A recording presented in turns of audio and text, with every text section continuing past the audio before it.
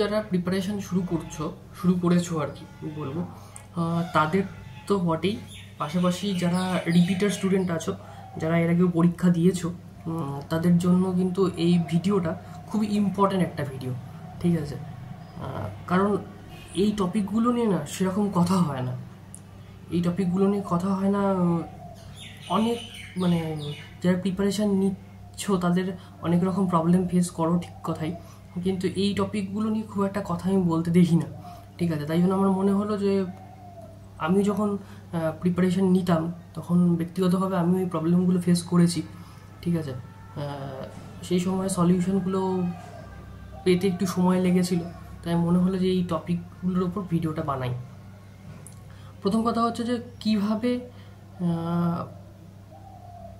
মানে তুমি একটা যখন পরীক্ষার জন্য প্রিপারেশান নিচ্ছ, ঠিক আছে, সামনে একটা নোটিফিকেশান এসছে, vital notification, IPS RRB officer scale 1, scale 2, scale 3 এবং তার পাশাপাশি রয়েছে অফিস অ্যাসিস্ট্যান্ট।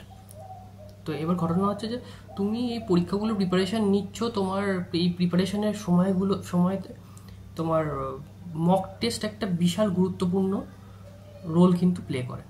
ঠিক আছে, দি বলো কেন? কারণ তুমি মক টেস্টের মাধ্যমে নিজেকে কিন্তু তৈরি করতে পারছো, এবং কিছু মক টেস্টের মাধ্যমে তুমি নিজের প্রিপারেশানে তুমি কোন জায়গাটাতে রয়েছো সেটা কিন্তু তুমি বুঝতে পারবে। তো এখানে আমার দুটো বিষয় নিয়ে, মক টেস্ট নিয়ে দুটো কথা বলার, আমি বেশি বড় করব না ভিডিওটা। বক্তব্য হচ্ছে যে কীরকম মক আমি মক দেব, কীরকম ধরনের মক দেব। দেখো, একটা জিনিস তোমরা সবাই লক্ষ্য করবে আর কি, যে তুমি যদি বাড়িতে যখন তুমি ঘরে প্র্যাকটিস করছো, বা তুমি যদি কোথাও কোচিং নিয়ে থাকো সেখানে যখন তুমি প্র্যাকটিস করছো, সেখানে যদি তুমি তুলনামূলকভাবে হার্ড জিনিস প্র্যাকটিস করো না, তাহলে কিন্তু তোমার পরীক্ষার হলে তখন যা প্রশ্নই আসুক তোমার অনেকটা ইজি মনে হবে।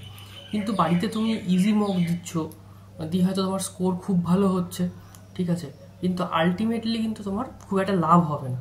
ঠিক আছে, দেখা গেল যে পরীক্ষার হলে অরিজিনাল তুমি যখন পরীক্ষা দিতে যাচ্ছে সেন্টারে, তখন গিয়ে দেখতে পাচ্ছ যে সেখানকার প্রশ্নপত্র তোমার মকের থেকে কঠিন, তখন কিন্তু তোমার একটা প্রেশার তৈরি হবে, তখন কিন্তু তুমি ঠিকঠাকভাবে উত্তর করতে পারবে না। তো আমার একটা রিকোয়েস্ট থাকবে, বা আমার একটা পরামর্শই বলতে পারো ছোট্ট, যে তোমরা যখন বাড়িতে মক দিচ্ছ তখন তুলনামূলকভাবে একটু হার্ড মক চুজ করো। ঠিক আছে, তো আমি তার জন্য একটা পদ্ধতি বলেছি। ঠিক আছে, এই হার্ড এবং ইজি বিষয়টা হচ্ছে তুমি তোমার কতটা প্রিপারেশান হয়েছে না হয়েছে সেটার উপর তো ডিপেন্ড করবেই। তো তোমরা এক্ষেত্রে আমি বলবো যে বিভিন্ন ওয়েবসাইটে যেগুলো সম্পর্কে আমরা মোটামুটি জানি, যে ওয়েবসাইটগুলো, সেগুলোর প্রত্যেকটাতেই মোটামুটি একটা করে তোমার ফ্রি মক থাকে। ঠিক আছে, প্রিলিমিনারির ক্ষেত্রে তো তুমি সেই ফ্রি মকগুলো অ্যাটেম্প করো, তুমি তাহলে বুঝতে পারবে যে ওখানকার সার্বিক চরিত্র, সার্বিক মকের কীরকম কী হতে পারে। ঠিক আছে, সেখান থেকে নিয়ে একটা অথবা দুটো তুমি মক তোমরা সাইট থেকে তোমরা কিনে নিতে পারো। ঠিক আছে, তো আমি এখানে সেরকমভাবে কোনো স্পেসিফিক কোনো সাজেশন আমি সাজেস্ট করছি না। ঠিক আছে, তবে তোমরা এভাবে দেখে নিতে পারো। ঠিক আছে, 1 নম্বর। আর 2 নম্বর আরও একটা জিনিস, যে যারা অলরেডি মক কিনে নিয়েছো, ঠিক আছে, সব মকই মোটামুটি ভালো, কোথাও কোনো খারাপ কিছু নেই, কোথাও 19 কোথাও 20 এরকম আর কি ব্যাপার। তো তোমরা যারা মক কিনে নিয়েছো তাদের উদ্দেশ্য বলবো, কারণ প্রত্যেকটা মকের ওয়েবসাইট থেকে যারা মক তৈরি করছে, আমরা প্রথম দিকের যাদের নামগুলো বেশি চর্চা হয়, তারা প্রত্যেকেই চাইবে যে মোটামুটি যা প্যাটার্নে প্রশ্ন আসে, ঠিক আছে, সেই প্রশ্ন অনুযায়ী মকটা তৈরি করতে। কারণ সেরকম যদি তারা না তৈরি করে তাহলে তারা নিজেরাই পিছিয়ে পড়বে। ঠিক আছে, মার্কেটে কম্পিটিশন থেকে পিছিয়ে পড়বে। তো সেই কারণে মোটামুটি কম বেশি সবাই থাকে, কারো 19 কারো 20 এরকম একটা ব্যাপার।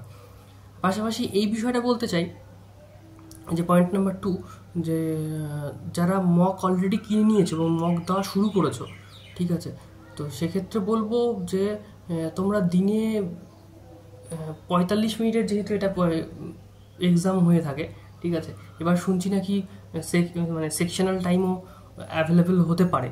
ঠিক আছে, এখনও IBPS-এর তরফ থেকে কোনো রকম কনফার্মেশন আসেনি, তবে হতে পারে বলেছে তারা।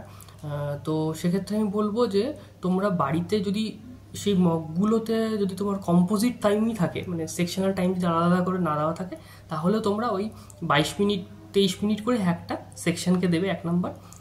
পাশাপাশি তোমরা দিনে খুব বেশি মক দেওয়ার দরকার নেই। 45 মিনিটের পরীক্ষা, কোনো একটা মকে একটু খারাপ হলে পরে আমরা তখন আর আরেকটা মনে হয় আরেকটা মক দিই, তো এটাতে ভালো মার্কস পেতে হবে। তো এরকম তৈরি হয়ে যায়, এটা ইগো কাজ করে যায়। তো আমি সেরকম কিছু ঝামেলার মধ্যে যেতে বলবো না, বলবো দিনে 2টো করে মক দাও, ঠিক আছে? যে জায়গাটাতে উইক তোমার মনে হচ্ছে সেই জায়গাটাতে তুমি কিন্তু তোমার বেটার করার চেষ্টা করো, মানে প্র্যাকটিস করে সেই জায়গাটা বেটার করে নাও, দিয়ে আবার মক দাও। তো দিনে 2টো করে মক দেওয়ার চেষ্টা করবে, আর মকটাকে অ্যানালিসিস করার চেষ্টা করবে, ঠিক আছে? তো এইভাবেই তোমরা মকের বিষয়টাকে দেখতে পারো। তো আমি ভিডিও বড় করবো না, প্রথমেই বলেছিলাম। তো এইটুকুই আজকের ভিডিও। যদি ভিডিওটা ভালো থাকে লাইক করো, চ্যানেলে নতুন হলে সাবস্ক্রাইব করে দিও, আর বন্ধুদের সাথে শেয়ার করতে পারো। দেখা হচ্ছে নেক্সট ভিডিওতে।